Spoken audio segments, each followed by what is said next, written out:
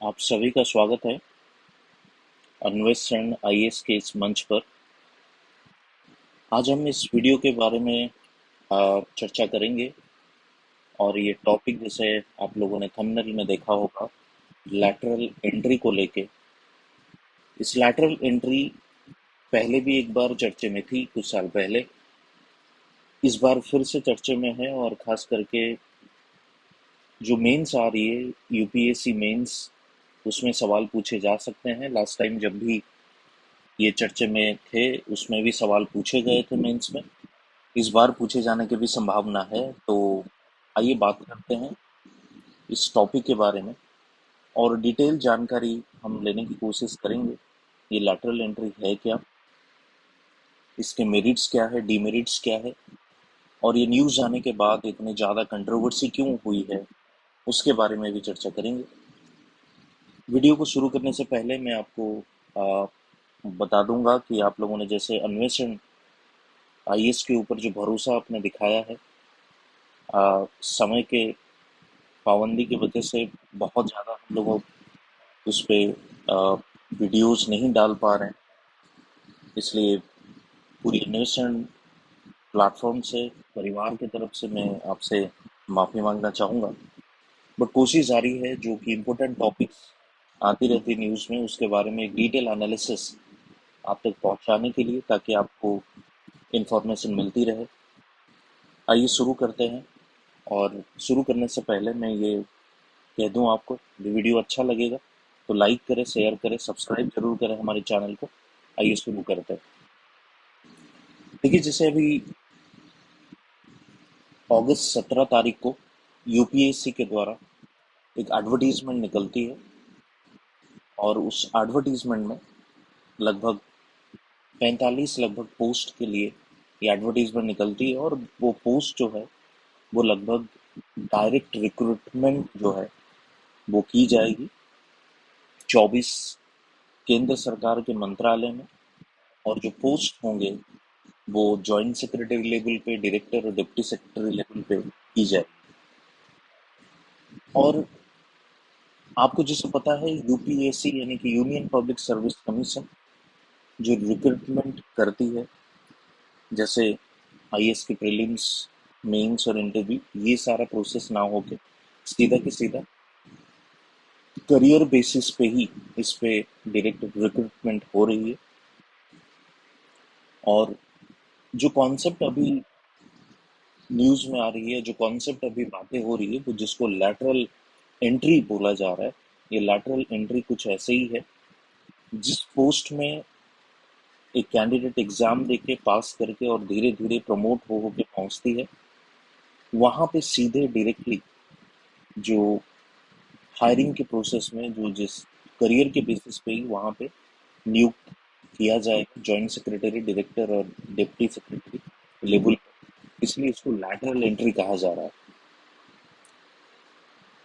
आप ऐसे इसको थोड़ा सा एक इनफॉर्मल लैंग्वेज में बोल सकते हैं, बैक चैनल एंट्री जिसको भी हम बोल सकते हैं।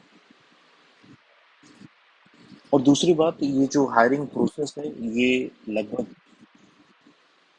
स्टेट गवर्नमेंट, यूटी की government, PSUs, statutory organisations, research institute, universities, private sector, यहाँ पे जो लोग काम कर रहे हैं उनके लिए ओपन कर दी गई है।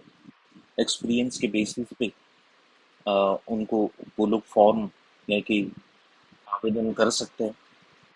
बट यहाँ पे सेंट्रल गवर्नमेंट में खास करके जो सेंट्रल सेक्रेटेरिएट और सेंट्रल गवर्नमेंट में जो लोग नियुक्त हैं, उनके लिए इसको बार कर दिया गया है, वो लोग अप्लाई नहीं कर सकते। उसके साथ साथ ये सवाल उठता है कि ये चीज़ शुरू कहाँ से हुई थी। और तो शुरू जो है वो बहुत पुरानी है, ऐसा नहीं कि अभी शुरू हुई थी। बट 2017 को नीति आयोग की एक रिपोर्ट आई थी, 3 ईयर एक्शन एजेंडा। उसमें एक रिपोर्ट सबमिट किया गया था नीति आयोग के द्वारा। वो रिपोर्ट थी सेक्टोरल ग्रुप ऑफ सेक्रेटरीज।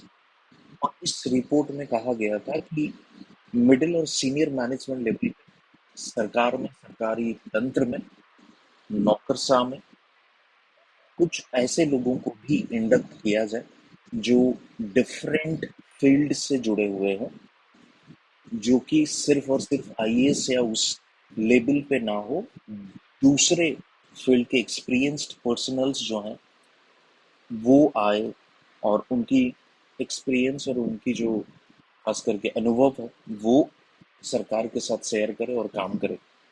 इसी रिपोर्ट के माध्यम से सरकार को लैटरल एंट्री शुरू करती है और फ्रेश नोटिफिकेशन जो है इस टर्म में एनडीए की सरकार लगभग 45 ऐसे पोस्ट के लिए शायद 45 ही है, उसी पोस्ट के लिए इसको निकाला गया है।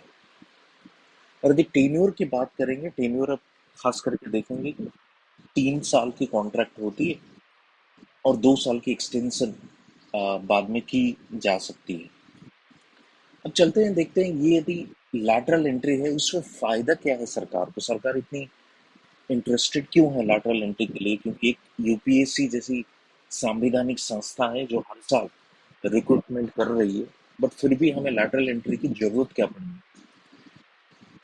2019 में जो जितेंद्र सिंह है मिनिस्टर ऑफ स्टेट, वो कहते हैं कि इसका दो मकसद है, उद्देश्य है। एक तो bringing in fresh talent, fresh talent जो है वो सरकार के तरफ लेके आना है, और जो अवेलेबिलिटी ऑफ मैन पावर है वो कभी कई बार शॉर्टेज दिखाई पड़ती है, उसकी जरूरत को पूरा करने के लिए भी इसकी इस्तेमाल की जाती है लैटरल एंट्री। बट यदि सच्चाई यदि देखा जाए तो होता क्या है, मैं आपको यदि मोटे मोटे तरीके से समझा दूं।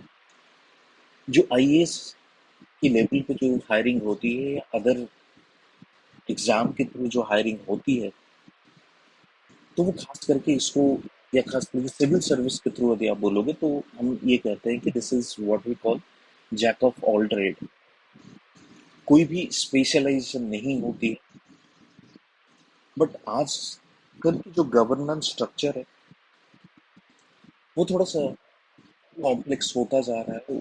We need more of expertise, हमें बहुत ज़्यादा एक्सपर्टीज की ज़रूरत है, स्पेशलाइजेशन की ज़रूरत है, स्पेशलाइज्ड नॉलेज की ज़रूरत है, स्पेशलाइज्ड टेक्निकल नॉलेज की ज़रूरत है। यही रीज़न है हम चाह रहे हैं कि दूसरे सेक्शन से भी, दूसरे सेक्टर से भी लोगों को लाए और सरकार में हम इंक्लूड करें, ताकि दूसरे सेक्टर की जो एक्सपीरियंस है वो सरकार के साथ शेयर करें और काम करें।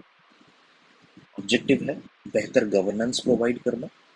हम किसी के जरिए भी कर सकते हैं, उसमें कोई पाबंदी नहीं होनी चाहिए। दूसरी बात, जो दूसरे सेक्टर से आते हैं तो वो एक कल्चर लेके आते हैं, वो कल्चर शायद यहाँ पे भी, यहाँ से एक बेहतर कल्चर, और खास करके प्राइवेट कल्चर यानी निजी संस्था की जो कल्चर है वो ये माना जाता है मिनिमम रिसोर्सेस को मैक्सिमम आउटपुट देना, मैक्सिमम बेनिफिट देना, वो कहीं ना कहीं हमें ये देखने को मिल सकती है। उसके साथ साथ जो गवर्नेंस की स्ट्रक्चर वो पार्टिसिपेटिव होना चाहिए, वो पार्टिसिपेटरी होना चाहिए। ऐसा नहीं कि सिर्फ सरकारी तंत्र ही काम करेगी, बिल्कुल उसमें सिविल सोसाइटी का भी रोल होनी चाहिए, क्योंकि वो भी, उनको भी फीडबैक जरूरी है। उसके साथ साथ जो प्राइवेट सेक्टर्स हैं उनकी भी फीडबैक जरूरी है। उसके साथ साथ डिफरेंट अदर सरकारी तंत्र जो है, मान लीजिए राज्य सरकार के हैं या यूटी के सरकार के हैं या दूसरे संस्थानों में जो ऑलरेडी काम कर चुके हैं, उनकी भी फीडबैक बहुत ही ज़रूरी होती है। तो उनकी भी फीडबैक हमें लेनी चाहिए। ये कुछ मेरिट्स जो है आप उसको हाईलाइट कर सकते हो। जहाँ तक क्रिटिसिज्म और डीमेरिट की बात है, यहाँ पे लिस्ट थोड़ी सी लंबी है।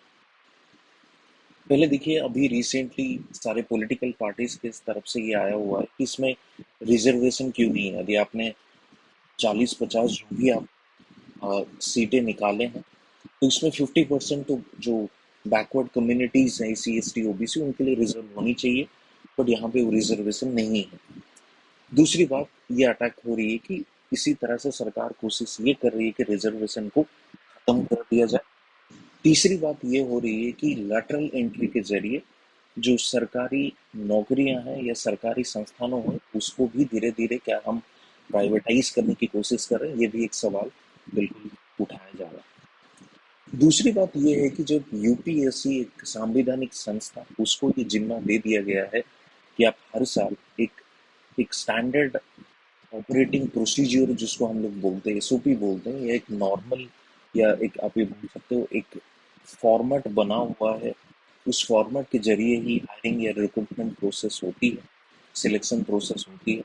तो उसमें एक ट्रस्ट बना हुआ है, उसमें एक लेजिटिमेसी वो अभी भी बरकरार है, जो कि लैटरल एंट्री कहीं ना कहीं उसमें चूक होती है। यानी कि लैटरल एंट्री बहुत ही सब्जेक्टिव है, मतलब वो ओपन एंडेड उसकी क्राइटेरिया रहती है। तो ये बहुत ही क्लियरली कहना कि कौन एलिजिबल है कौन एलिजिबल नहीं है, तो ये सोल डिस्क्रिएशन कहीं ना कहीं सरकार के ऊपर डिपेंड करती है, वो पर्टिकुलर मंत्रालय के ऊपर डिपेंड करती है। तो कहीं ना कहीं एक ट्रांसपेरेंसी जो है वो यहाँ पे आपको दिखाई नहीं पड़ेगी। दूसरी बात ये है कि जो खास करके जो प्राइवेट सेक्टर से बिलोंग करते हैं, प्राइवेट सेक्टर से आते हैं, प्राइवेट सेक्टर जैसे हमें पता है कि they are guided by the profit motive, but सरकार की हमेशा ये रहती है कि पब्लिक सर्विस उसकी मोटिव रहती है। तो यदि प्राइवेट सेक्टर में कोई आके सरकारी तंत्र पे काम कर रहा है, तो हो सकता है कि उसको दिमाग में हमेशा, क्योंकि वो उसी तरह से ही उसकी एटीट्यूड है, उसकी वर्क कल्चर है, उसकी टेम्परामेंट है कि हमें प्रॉफिट ओरिएंटेड होना चाहिए। तो हो सकता है कि उस तरह से जो पब्लिक वेलफेयर की जो मकसद रहती है सरकार की, कहीं ना कहीं वो डिफीट भी हो सकती है। तो ये एक तीसरी क्रिटिसिज्म आप ये बोल सकते हो। इंटरनल रेजिस्टेंस खास करके जो अमंग द सिविल सर्वेंट्स, जो लोग ऑलरेडी, हो सकता है कि कुछ लोगों की पेन प्रमोशन पेंडिंग रहा हो, कुछ लोग प्रमोट हो रहे होंगे, बट इससे लैटरल एंट्री की वजह से प्रमोशन रुक गया हो, तो कहीं ना कहीं और बाहर से बिना कुछ वो प्रोसेस में आके सेम लेवल ऑफ सैलरी और पर्क्स और बेनिफिट्स उनको मिल रही है, हो सकता है कि इंटरनल रेजिस्टेंस भी आपको देखने को मिले। एक जिसको हम लोग बोलते हैं कि अ, अ, अ, एक एक एक एक कॉटरी टाइप जो बना हुआ है, उनकी ग्रुपिंग बना हुआ है, एक यूनियन बना हुआ है, वहां पे आपको रेजिस्टेंस देखने को मिल सकती है। उसके साथ साथ कॉन्फ्लिक्ट ऑफ इंटरेस्ट की सवाल जहां तक है, वो भी हमें देखने को मिल सकती है। सपोज एक particular person who is working for a particular company, हो सकता है कि वो ऐसे कोई मिनिस्ट्री में आ जाए और उस मिनिस्ट्री में जो फायदा हो उसी कंपनी के हो। मान लीजिए तो यदि एक टेलीकॉम सेक्टर से आपके मिनिस्ट्री ऑफ टेलीकम्युनिकेशन पे काम करे, और मान लीजिए कुछ ऐसी पॉलिसी या नीतियां हो, वो हमेशा कोशिश करेगा कि मेरी कंपनी को ही फायदा हो, तो कहीं ना कहीं ये भी कॉन्फ्लिक्ट ऑफ इंटरेस्ट अराइज कर सकता है। दूसरी बात ये है कि जिस तरह से प्राइवेट सेक्टर की प्रैक्टिस होती है, प्राइवेट सेक्टर जिस तरह से अकस्टम होते हैं, उनकी जो वर्किंग वे है, शायद वो फ्रूटफुल ना हो गवर्नमेंट की पर्सपेक्टिव में। क्योंकि गवर्नमेंट की पर्सपेक्टिव ये होती है, हम ये कोशिश करते हैं कि ग्राउंड लेवल पे चीज़ों को इम्प्लीमेंट कराने के लिए, ग्रास रूट लेवल तक पॉलिसी को लेके जाने के लिए शायद उसमें नाकामयाब भी हो सकते हैं। तो ये भी एक क्वेश्चन मार्क आती है कि क्या पता वो जिस मकसद से हम लेके आ रहे हैं, शायद वो मकसद फुलफिल ना हो, ये भी हो सकता है। और लास्ट में भी देखा जाए तो जैसे मैंने आपको बताया, कोई ट्रांसपेरेंसी प्रोसेस है नहीं, कोई स्पेसिफिक क्राइटेरिया है नहीं। तो ये थी मेरिट एंड डीमेरिट की बातें। अभी हम वे फॉरवर्ड की बात करेंगे। सिंपली आप ये कह सकते हो कि वे फॉरवर्ड में जो एक स्टील फ्रेम ऑफ इंडिया बोला जाता है सिविल सर्विसेज को, कहीं ना कहीं उसको एक फ्लेक्सिबिलिटी देने के लिए, उसको एक नई दिशा देने के लिए, नई डायरेक्शन देने के लिए, उसको एक अपनी जो जड़ें हैं वो इतना स्ट्रांग हो चुकी है, उसको आप हिला नहीं सकते, वो काफ़ी रिजिड हो सकती है, हो चुकी है। तो उसको कहीं ना कहीं फ्लेक्सिबिलिटी देने के लिए, उसको उसके पोटेंशियल को और ज़्यादा स्ट्रेच करने के लिए शायद थोड़ा बहुत हमें वर्क कल्चर को चेंज करनी है। और वो चेंज करने की प्रक्रिया शायद वो लैटरल एंट्री कर सकती है। इसी पॉजिटिव माइंडसेट के साथ हम कह सकते हैं कि लैटरल एंट्री गवर्नेंस में बिल्कुल एक फ्रूटफुल तरीके से इस्तेमाल होगी, और एक पार्टिसिपेटिव तरीके से इस्तेमाल होगी, जो कि हमारी नारा है minimum government and maximum governance. उसकी कहीं ना कहीं हम यहाँ पे अ, सोच सकते हैं। तो आज के लिए इस वीडियो के माध्यम से इतना ही, और थैंक यू यदि आप अभी तक देख चुके हैं। और यदि अच्छा लगा तो बिल्कुल लाइक करें, शेयर करें, सब्सक्राइब करें, और इसी तरह हमारे चैनल के साथ जुड़े रहिए और भी वीडियो के लिए। धन्यवाद।